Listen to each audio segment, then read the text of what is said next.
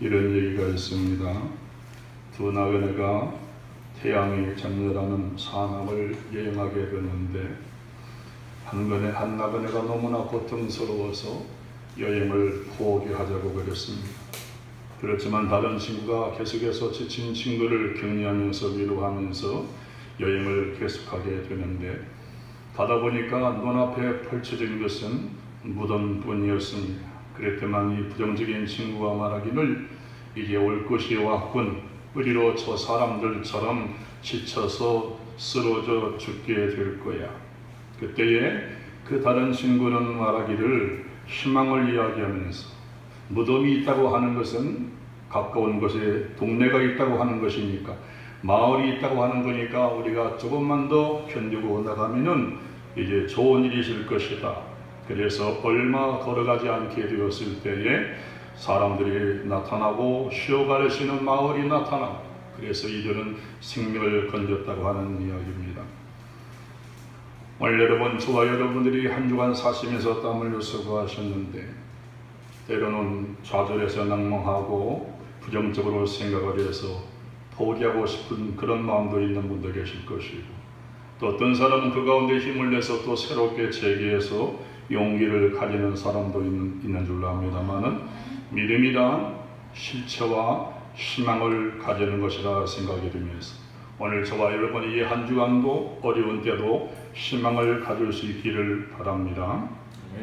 예수님께서는 오병이의 기적을 행하시게 될 때에 5개의 떡덩어리와 그리고 물고기 2마리를 가지고 하나님께서 기도했을 때 이제 많은 사람들이 먹고 남는 5,000명이 먹고 남는 12바구니가 남는 역사가 나타났다고 그랬는데 오늘 저와 여러분이 부정적으로 살지 아니하고 하나님의 은혜를 기대하시면서 긍정적으로 살아가시면서 절망 같은 환경일지라도 희망을 갖고 은혜 받는 평생이 될 수 있기를 소원합니다. 로마서 여러분 오늘 10장 말씀드립니다. 9장은 우리가 지난번에 제가 말씀하기를 하나님의 주권을 이야기했습니다. 저와 여러분들이 잘난 것이 없어요.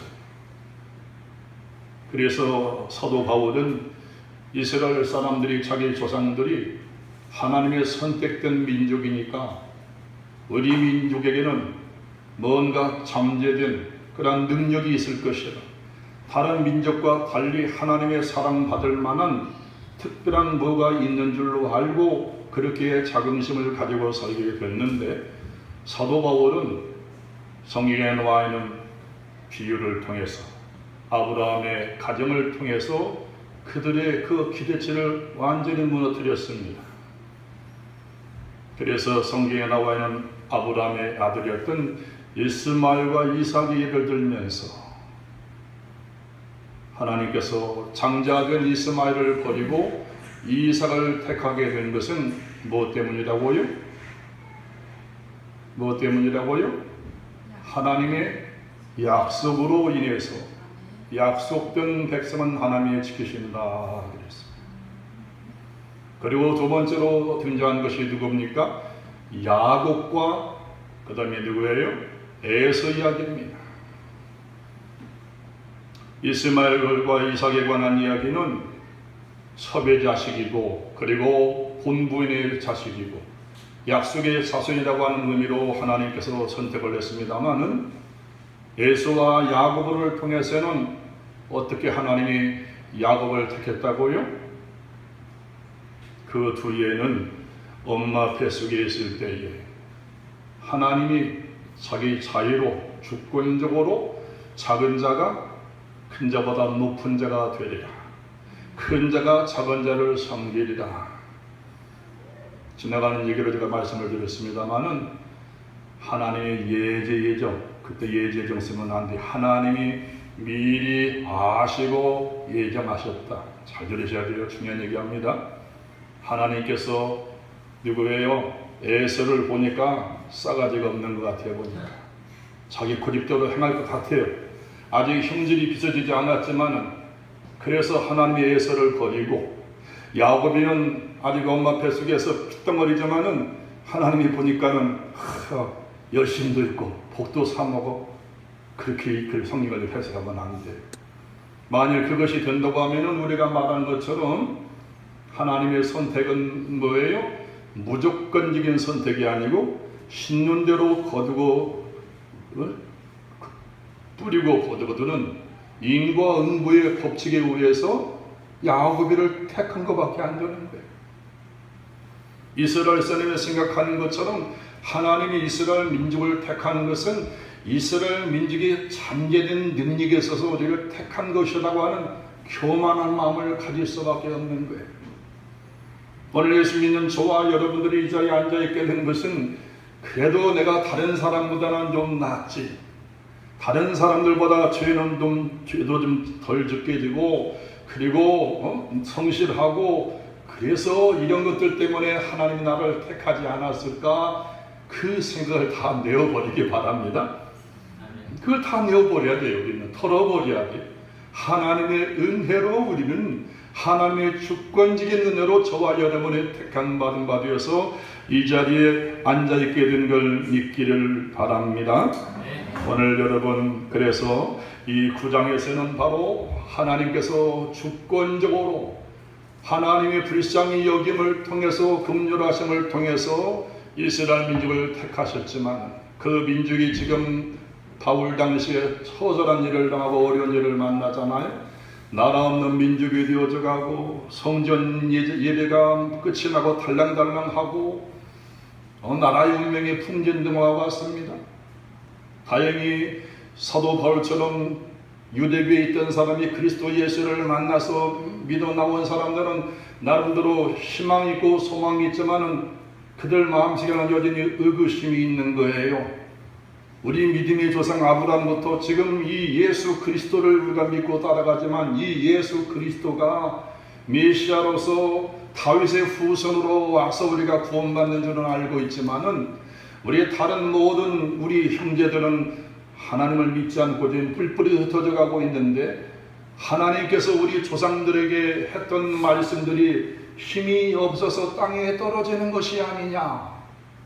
사도 바울은 그렇지 않다고 이야기하시면서 남은 자가 사상을 이야기했다고 해요. 남은 자, 너희가 하나님을 거역하고 하나님이 보내신 자 아들마저 못 박아 죽이는 그런 죄를 범했기 때문에 하나님이 너희를 자르시고 나라까지도 빼앗기게 하시고 나라 없는 민족이 되어서 흩어지게 했지만은, 나라 없는 민족이 되면서 너희들이 그래도 여호와를 기억하고 끝까지 남아서 나를 경외하는 자에게 하나님께서 그들을 다시 돌리시겠다고 그랬어요. 그래서 이스라엘 민족에게 1948년도에 해방을 허락해 주시고, 적지만은 지금도 예수 믿는 사람이 늘어가고 있고, 하나님께서 그래도 유대 민족들을 하나님이 멸절시키지 않냐고 이 성경에 보게 되면 이 사도 바울이 궁금해하는 자기 동족들에게 말하기를, 이방인의 수가 다 차게 되면은 우리 나머지 형제들도 돌아올 것이니까 너희가 좌절하지 말고 열심히 하나님께 기도하고 섬기자 하는 이야기를 했고요. 9장은 이처럼 하나님의 주권을 이야기, 오늘 10장에서는 따라합시다. 하나님의 사랑에 대한 책임을 말합니다.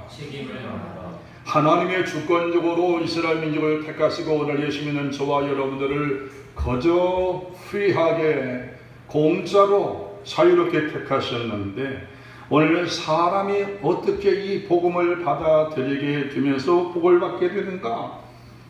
그래서 10장 1절부터 사도 바울은 같이 읽어봅니다. 시작. 형제들아, 내 마음이 원하는 바와 하나님께 구하는 바는 이스라엘을 위함이니 곧 그들로 구원을 받게 함이라.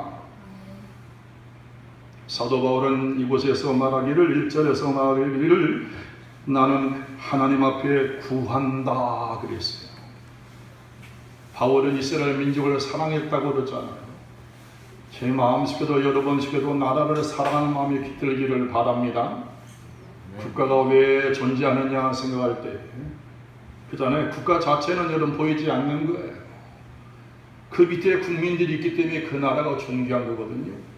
그렇기 때문에 국가의 모든 힘과 권력들은 국민을 위해서 이것이 뻗어지시고 국민을 보호하는 것이 되어야 돼요. 그것이 안 되게 되면 나라 사랑 안 하죠.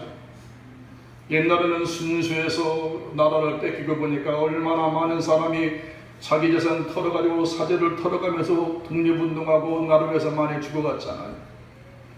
오늘 이 나라의 시대에 전쟁이 일어나게 되면 과연 그럴까?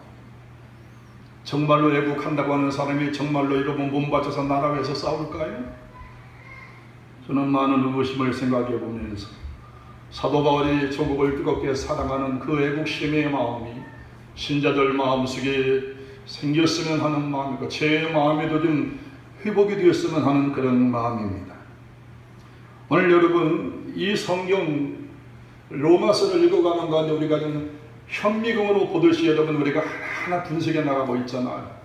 두루뭉실하게 예수 믿으면 죄사함 받아 우리가 그렇게만 믿고 예수 믿으면 병 고쳐 이렇게 우리가 이야기를 해왔는데 복음서 같은 데서는 사도 바울은 로마서를 통해서 하나하나 현미경으로 보듯이 전부 지금 분석해내고 있어야죠.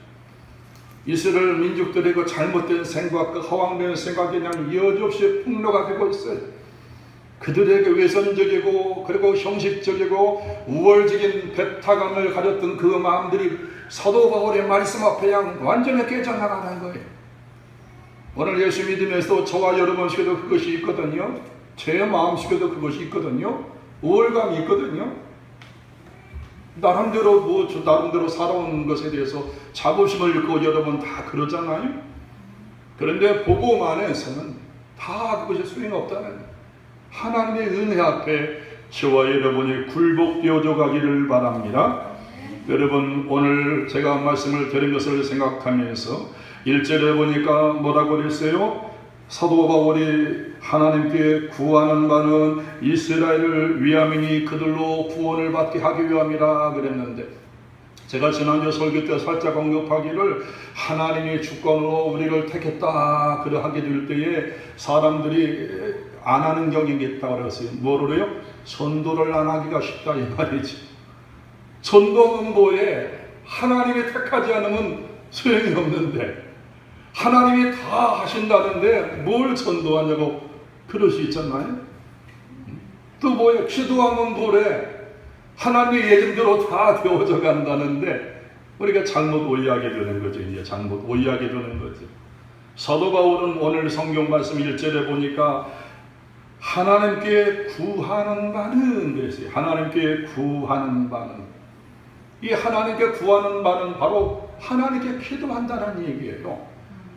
하나님이 전적으로 저와 여러분을 선택했을지라도 운명론적으로 되어주는 것이 아니고 저와 여러분이 열심히 기도하고 간구하게 되면은 하나님께서 우리에게 현실적으로 현재적으로 불가능한 것이 되어지게 만드시고 그리고 운명론적으로 숙명론적으로 받아들일 수밖에 없는 환경과 고질병과 우리의 문제까지라도 그분이 맡아서 해결해 주는 줄로 믿습니다.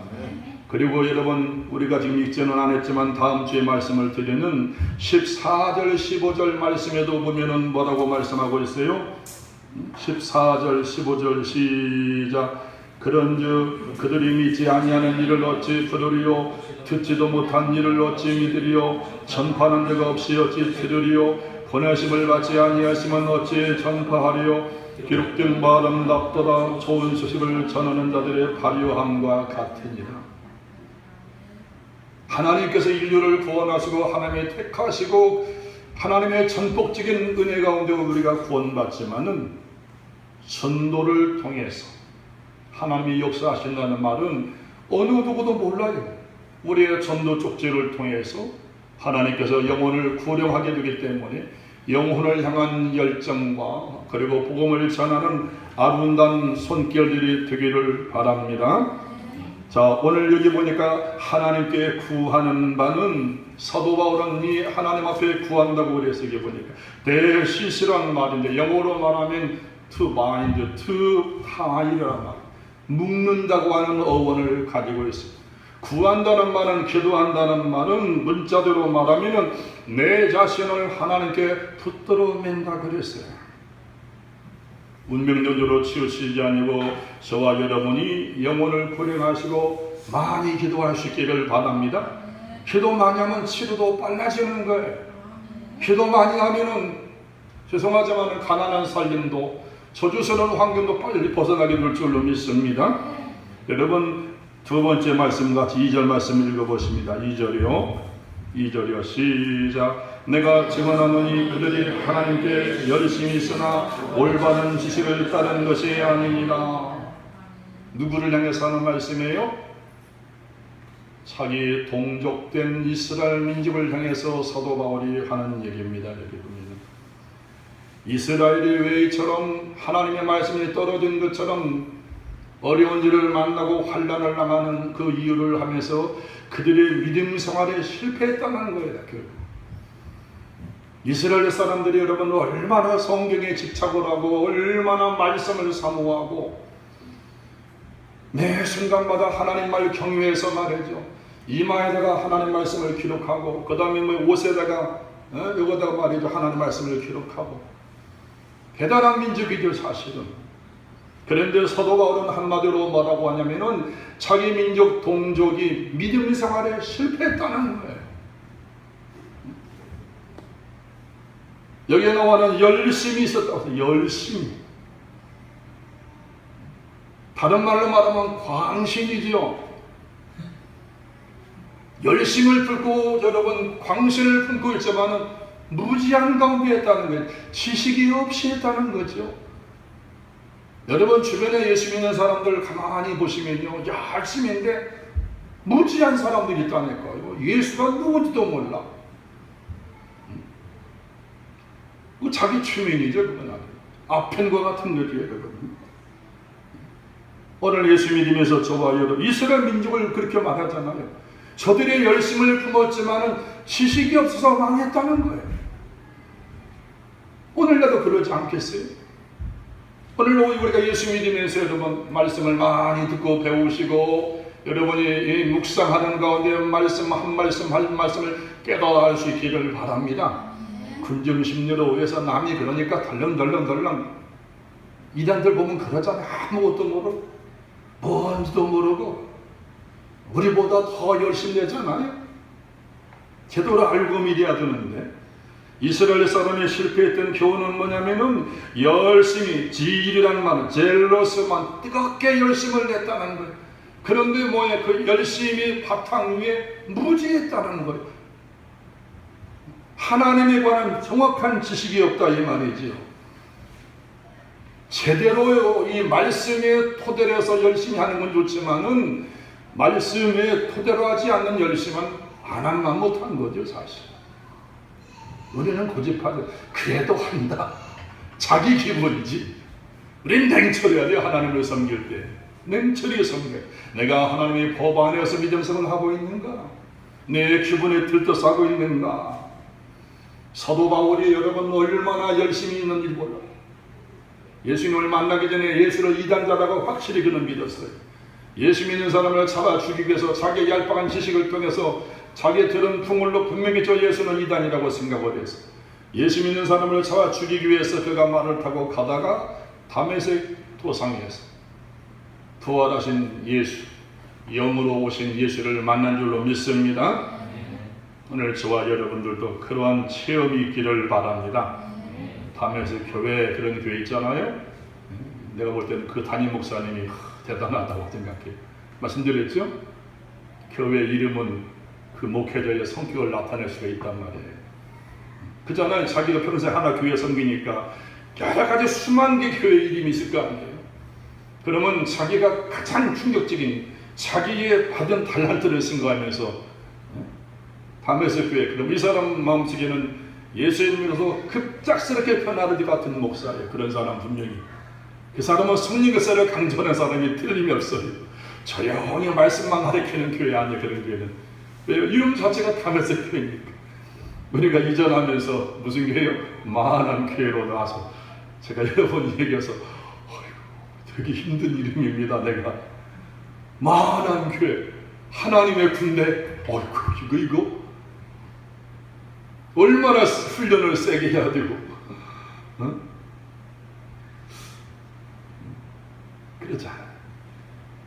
오늘 여러분 사도 바울은 이스라엘의 실패로 자기의 실패의 경험을 통해서 하나님을 만나게 된 겁니다. 한 7, 8년 전인가 국민일보에서 봤어요. 두 부부 목사님하고 사모님이랑 대전 쪽에서 개척을 하시는데 새로운 사람이 오게 되면 40일을 작전 기도를 해요. 40번을 만나는 거니까 40번을 만나. 그래서 내가 야 대단한 사람이다. 대단한 집념의 사람이다. 속이 한 것 같기도 하고 한 6, 7년 되는 것 같아요 보니까. 그러면은 40일 정도 되면은 체험을 해요. 처음 나온 지 40일 되는 그 신자에게 일주일에 한 번씩 이제 몇 번씩 꾸준히 만나게 되면서 복음을 전하게 되면은 40일 정도 가면은 체험하다고 성령 충만을 받고 은사를 받고. 어제 신문에 보니까 그 교회 보니까 대전에 있는 둔산교회로 나와더라고 보니까 대학생들만 한 2,000명이 모이고 어마어마하게 많이 모이고 세미나를 한다고 나와 있더라고 보니까. 아 대단하십니다. 쉬운 게 아니거든요. 생툰 하긴 뭐 말씀을 꾸준히 먹이니까 40번 먹이니까 40번 정도 가서 깨지겠지. 쉬운 거 아니거든요. 쉬운 게 아닌가요? 웬만한 목사는 다 못해요. 불가능합니다. 우리 장로교 목사는 거의 못해. 장로교 목사는 그런 시도도 안 하잖아. 왜? 믿을 때 성령 받은 겁니다 해놓고서 아멘 해놓고서 둥글어 서 있는데 경각심을 가지는 저와 여러분 되기를 바랍니다. 엄청 모여서 목사님, 사모님들만 모여서 세미나 한다고 광고가 크거든요. 가만히 보니까 제가 기억하는 그 교회. 그래서 참 이런 분이 있구나.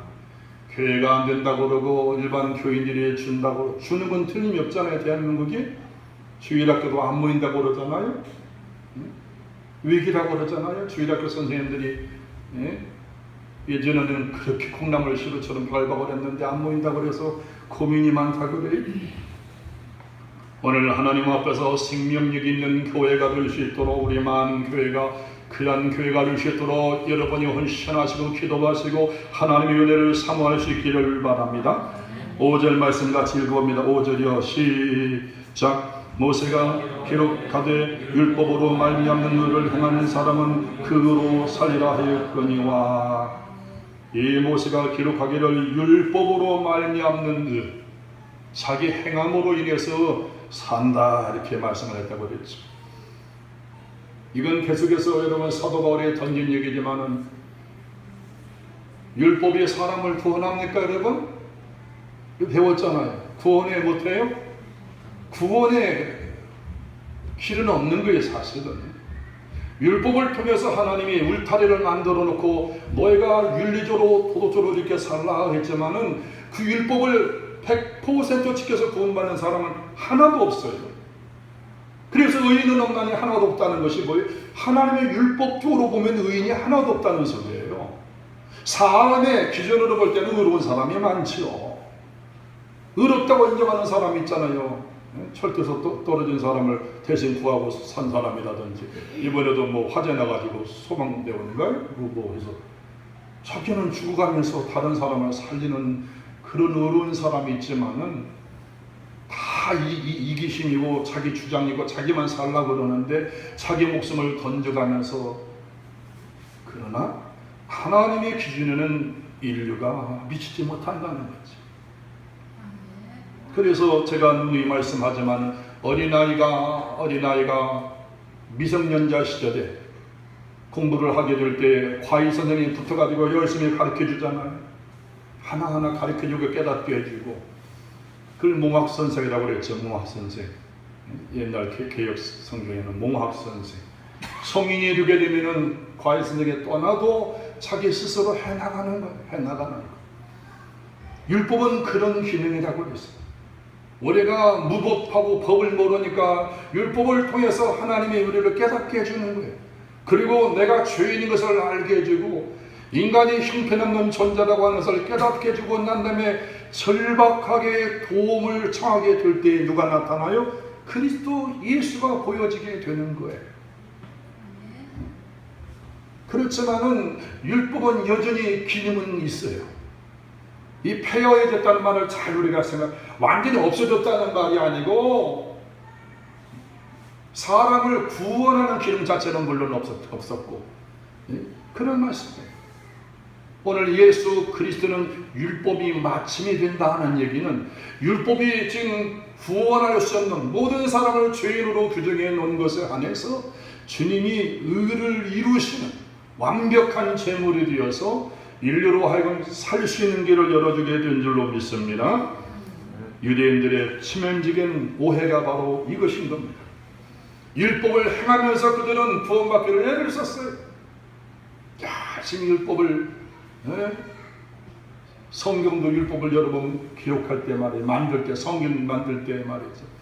성경을 기록할 때 하나님이라는 글자가 나오면은 하자 앞에서 붓을 놨다는 거 아니에요? 하나님이 너무너무 존귀한 분이니까 하자가 나오면 붓을 딱 놓고 기도 한번 딱 한다는 거예요. 그 정도로 경건했습니다. 그런데 그 행위로 인해서는 구원받지 못한다는 것이 성경의 이야기입니다. 오늘 저와 여러분들이 율법을 행위로 구원할 수가 없는데 오늘 저와 여러분도 마찬가지 저와 여러분의 행위로는 구원받을 수가 없어요. 예수 그리스도께서 우리의 의가 되시고 예수 그리스도께서 우리의 구원의 완성자가 되기 때문에 접붙임 바 되어서 예수를 주로 시인하고 고백하는 그 접붙임의 효과를 통해서 저와 여러분이 같이 주의 영광에 동참하게 되고 구원받게 되는 줄로 믿습니다.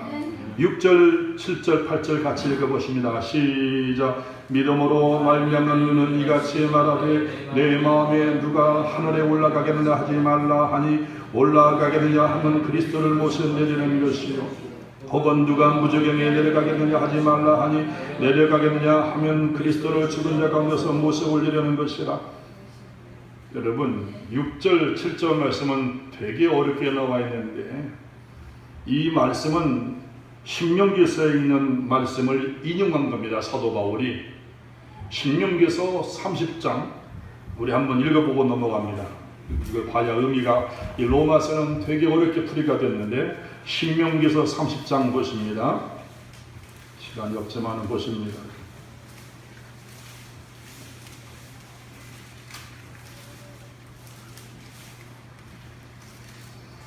30장 12절부터 보십니다. 30장 12절부터 13절까지. 자, 11절부터요. 30장 11절부터 13절까지요. 14절까지 시작.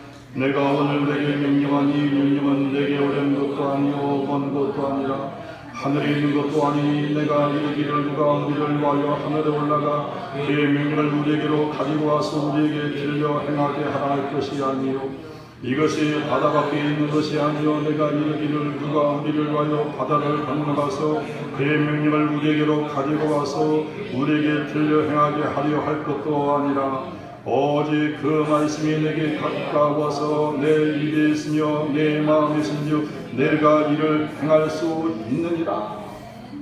모세가요 이스라엘 백성들을 모아놓고 하는 얘기가 바로 이 이야기예요. 하나님의 말씀이 하늘 끝에 있는 것이 아니란 얘기예요. 하나님의 말씀이 바다 끝에 오늘 바울 여기 로마서에는 무지개모로 나왔습니다. 음부에처럼 떨어지는 힘든 곳에 있는 것이 아니고 하나님의 말씀은 우리 가까이 있는 걸 믿기를 바랍니다. 이스라엘 사람들은 하나님의 말씀을 공경한다고 하면서 그 구원을 너무 어렵게 만드는 거예요. 하나님의 말씀이 하늘 끝에 있는 것처럼 거기까지 헤매가서 어떻게 찾아가지고 더듬어서 가지고 땅 끝에 바다 끝에 있다고 생각을 해서 그 하나님의 말씀을 어렵게 찾으면 다행이죠. 그런데 오늘 사도 바울은 오늘 우리에게 하는 얘기가 이 구원의 말씀은 멀리 있는 것이 아니라는 얘기예요. 이스라엘 사람들의 생각하듯이 그렇게 한없이 행위에 아주 막 힘쓰고 애쓰고 그것이 있는 것이 아니고, 혹은 뭡니까? 무저갱까지 내려가서 헤매면서 찾아서 어렵게 가져오는 그런 말씀처럼 그렇게 어려운 것이 아니고, 하나님의 말씀은 우리 가까이 있는 걸 믿기를 바랍니다. 오늘 제가 설교 말씀 제목에 나왔듯이 가까운 구원의 말씀, 할렐루야. 우리 기독교의 구원은 가까운 겁니다. 왜요? 우리가 용납만 하면 되는 거예요. 새치의 혀로 고백만 하면 되는 거예요. 할렐루야. 예수가 구세주라고 하는 사실을 머리로 이해하고 가슴으로 이해하고 입술로 고백만 하면 구원이 된다는 겁니다. 할렐루야. 모든 사람에게 보편적으로 이 구원을 받을 수가 있어요. 다 종교는 어렵잖아요. 다 종교에 관해서 공부한 기억이 나는데 기억도 안 되는데 아주 복잡하더라고요. 인도의 종교 같은 거는 얼마나 다양한지, 파도 많고 불교도 많고 그러잖아요. 아주 철학이라고 그러잖아요. 얼마나 어려운지 몰라. 그런데 그 도를 깨닫지를 못하는 거지. 김진우 목사가 설관에 들어가가지고 도를 깨달으려고 늙은 나이 많으신 주지스님과 대화를 다 나눈 가운데 불교를 한마디로 좀 설명해 주십시오 하니까는 장황하게 이야기하더라는 거예요. 그 돌을 닦으면 된다고. 그 고승은 어렸을 때부터 그 절까지 태어나고 60년, 70년간 그 안에서 돌을 닦은 분인데, 그래서 이 김진우 목사가 그때는 청년이 물었다는 거 아니에요. 스님은 얼마나 돌을 닦으셨습니까? 구원을 받으셨습니까? 그랬더니 그분이 뭐라고 그래요? 멀었네. 멀었지 그들. 그래서 이 김준호의 마음속에 좌절했다는 거 아니에요. 아니 저분은 평생 수십 년을 닦아서 내가 볼 때는 뭐 좀 하는 것 같은데 아직도 멀었다 그런 말은 아직도 구원을 못 받았다는 거 아니에요? 내가 이 나이에 왔는데 내가 해본들 나도 가능성이 없겠구나. 그래서 자기는 쭈르르 나와서 예배당에 나왔다면 너무 쉽더라는 거예요. 예수 믿는 것은 쉽잖아요. 하루 몇 시간만 붙들고 이야기하면 되잖아요. 중요한 것은 여러분들 속에 하나님의 말씀이 들어가게 될 때 믿어지는 역사가 있기를 바랍니다. 왜 이 말씀을 드립니까? 우리가 이 로마서를 통해서 공부한 것은 저와 여러분이 믿는다고 생각을 했는데 하나님이 믿어지는 마음을 주시는 거잖아요. 그게 믿음 아니에요? 어떤 분 교회에서 찾아간다 보니까 그냥 아주 펌프질 하니까 믿습니다. 권사님 밤새들 거리에서 그렇죠. 저분은 뭘 믿는다는 걸까? 믿습니다. 남편은 장로님이고 권사님인데 아줌마 침을 튀게 하면서 그 말 말하겠어요. 믿어보려고 애를 쓰는 것이고 믿어지지 않으니까. 오늘 저와 여러분에게는 진리가 믿어지기를 바랍니다. 그러니까 우리는 사실은 전도할 때 믿습니까? 하는 보다는 사실은 믿어지십니까? 하는 것이 성경에서 올바른 표현이에요. 믿는 것은 여러분이 믿는 거잖아요. 여러분이 믿는다고 해서 믿어져요? 하나님의 마음속에 믿어지는 마음을 주니까 믿어지는 거예요. 그러니까 우리가 믿어지십니까? 사실 그렇게 물어봐야 돼. 이 말씀이 믿어지십니까? 이렇게 할 때 이게 정확한 거죠. 사실은 우리가 성경 가운데 보게 됩니다. 그러니까 여러분 예수님을 믿는 신앙은 지식이 있어야 돼요. 기본적인 지식이. 머리가 있어야 돼요. 머리가. 기본적인 거. 철학적인 것이 아니고 적어도 나의 죄를 위해서 돌아가시는 그분이 나의 죄를 위해 돌아가신 그분 무지하신 분이고 죽었다 다시 살아나신 분이시고 내 인간의 생각으로는 믿어지지 않지만은 하나님의 불가항력적으로 그분을 건지시고 부활 신청해 주셨어. 그분이 하늘에서 나를 위해서 기도하시고 내가 그분을 믿는다 고백을 하면은 내가 접붙임 바 되어서 내 머릿속에 그것이 여러분 속에 용납이 되어지기를 바랍니다. 그러하게 되면 마음속에 믿어지게 되면서 입술로 이 새치의 혀로 고백하게 될 때에 하나님이 저와 여러분을 구원하게 되는 줄로 믿습니다. 바로 오늘 말씀이 그렇습니다. 자, 9절 말씀 같이 읽어봅니다. 시작. 내가 만일 내 입으로 예수를 주로 시인하며 또 하나님께서 그를 죽은 자 가운데서 살리신 것을 내 마음에 믿으면 구원을 받으리라. 어디에 믿어요? 마음에. 마음심. 기도도 마음으로 하는 거죠. 입술로 하는 거 아니에요. 고백도 마음으로 하는 거예요. 처녀가 총각이 어떤 멋있는 처녀 총각을 보고서 반했어요. 마음이 막 움텄어요. 원사이드 러브. 짝사랑을 하는 거예요. 사랑으로 열매를 맺으려면 어떻게 돼요, 여러분? 기도 가운데 그 사람을 자세히 보고서 확증이 와야 돼요. 저 남자, 내가 저 남자, 저 여자면 내가 평생 행복하겠다. 그래서 어떻게 돼요? 용기를 내가지고 고백을 해야 돼요, 사실. 그래야 열매가 맺어요. 혼자 끙끙끙끙 하면은 끝나는 거예요. 평생 혼자 사는 게 혼자. 오늘 저와 여러분의 예수님 앞에 주님이 주 되신 것을 마음으로 믿고 입으로 고백할 수 있기를 바랍니다. 그리하면 구원을 받습니다, 여러분. 이스라엘 사람들은 율법의 행위를 통해서 구원받는다고 계속 이야기하고, 이미 로마서에 계속 나오고 갈라디아 교회에서도 또 나오잖아요. 갈라디아에서 똑같은 주제가 계속 나옵니다. 이스라엘 사람들은 끝까지 말하는 거예요. 예수님 믿는 은혜로 구원받은 것에 대해서 그건 인정하면서도 플러스 알파, 그래도 너희가 할례를 받아야 된다. 이거는 뭐라 그래?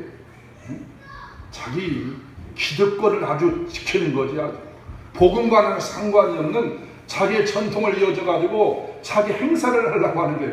지난번에 말씀을 드렸지만 뭐라고 했어요? 그게요? 갑질하는 거란 말이에요. 갑질하는 거. 예수님 은혜로 구원받았으면 다 똑같은 거 아니에요? 유대인이나 이스라엘 사람이나 이방 사람이나 차별이 없는 구원인 줄로 믿습니다. 제가 받은 구원이나 여러분 받은 구원이나 똑같은 거예요. 주님 은혜로 구원을 받은 거예요. 목사라서 뭐 그게 아니에요. 똑같이 구원하는 것입니다. 그래서 저와 여러분들이 이제는 어떻게 해요? 복음을 알기 위해서 하늘에 올라가려고 하는 시도도 하지 마세요. 복음을 알려가기 위해서 무지개의 지옥까지 내려가려고 하는 수고할 필요 없이 여러분의 심령 속에 주의 말씀이 있는 걸 믿으시고 입술로 고백하시는, 사랑에 고백하시면서 믿음 생활하는 저와 여러분 되기를 바랍니다. 우리가 입술로 고백하게 되면, 아니 마음으로 고백하게 되면 하나님이 보시고 우리의 고백을 받으시고 우리의 죄를 사해 주시고 선물로 은혜를 주시게 되는 줄로 믿습니다. 9절 말씀 한번 읽어보십니다. 시작. 내가 만일 내 입으로 예수를 주로 시인하며 또 하나님께서 그를 죽은 자 가운데서 살리신 것을 내 마음에 믿으면 구원을 받으리라. 구원을 받기 위해서는 입술로 무슨 고백을 한다고요? 예수를 주로 시인하며, 이 주는 뭐 주인으로, 로드십, 왕으로 시인해야 되는 거예요. 선지자로 시인하면 안 돼요. 선생님으로 시인하면 안 돼요. 종교 지도자로 시인하면 안 돼요. 온 땅의 창조주, 이 큐리오스라면, 주란 말은 의미로 말하면 크리에이터, 엘로힘, 이 하나님이란 말이에요.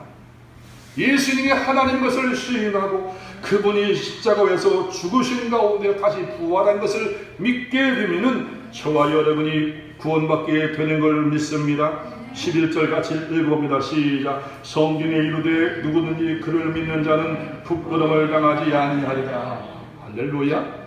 지난번으로 말씀드렸지 않습니까, 여러분? 9장 22절 32절 말씀에서 제가 지난번에 예수 그리스도는 걸림돌과 거친 바위가 된다고 그랬어요.